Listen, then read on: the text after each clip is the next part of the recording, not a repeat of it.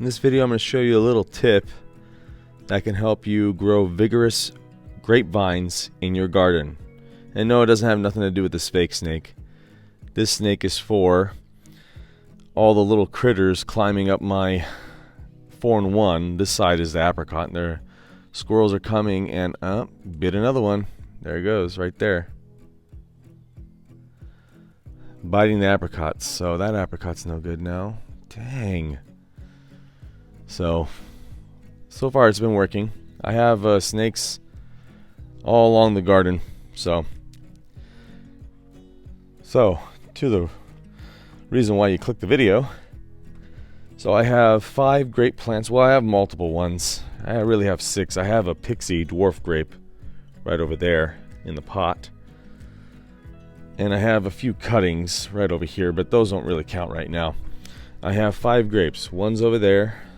2, 3. This beautiful, beautiful grape, Concord. I love the color. 4 and 5. And they grow along this trellis. So the thing with grapes, I'm in Central California, Zone 9B, pretty much the best place, one of the best places in the world to grow grapes, amongst many other plants. The thing about us here is the plants, or especially grapes, become extremely vigorous. From out of dormancy, from the base all the way to the tip, you're going to get brand new florets and leaves and vines coming out. So if you allow your bottom growth to grow out amongst the top growth, your top growth is not going to get the production it needs to set a lot of fruit. So a key thing you must do if you want to get high production and healthy, strong vigor from your grape plants, you have to go down below and break the bottom growth. And there was a lot of nodes. I probably on this Concord, there was probably like 20 that I had to take out. And this is where the squirrel came through, as you can see. Lulu found out. Where's Lulu anyways? Look at her. Look at her. Trying to find another spot.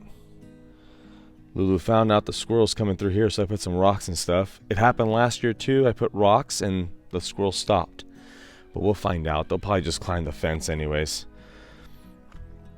So I already did this Thompson. I already broke off a lot of the bottom growth. So you want to continue this because it'll keep trying to push growth. So you want to continue this, like I'm saying, throughout the year, because if you don't, you won't even be able to see this fence. The whole fence will be grape leaves. If you want to produce grape plants for the leaves, such as like for Salma or Dolma or Yalanchi, you want to you want the leaves itself to start wrapping with delicious Middle Eastern food. I guess Greek as well. I love it, by the way, stuffed grape leaves. Then that's a different story. You probably want as much leaves as you want. That's different. But once you're done picking your leaves, snap off the bottom growth. That's a really, really good tip because, like I said, if you have the whole wall of leaves, because that's how it will be in the summertime, you're not going to be able to see the fence. If you follow along with my channel, I have to snap some of these off right here. It's going to cause a lot of fungal issues because there's not going to be a lot of air movement and there won't be a lot of light coming through the system. So, like right here, you want to break all this off. You don't want any of this. You see it's still trying to grow right here. And there. All the way down. And even some in here. You see that color? So all that growth. Hi, Lulu.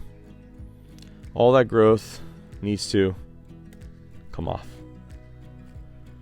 So all this can grow out. It's a very beautiful day today. All this has to come out. So that's my tip. Hope it helps. And like always, happy gardening. Want to say anything, Lulu? Lulu? Lulu? You and the squirrels.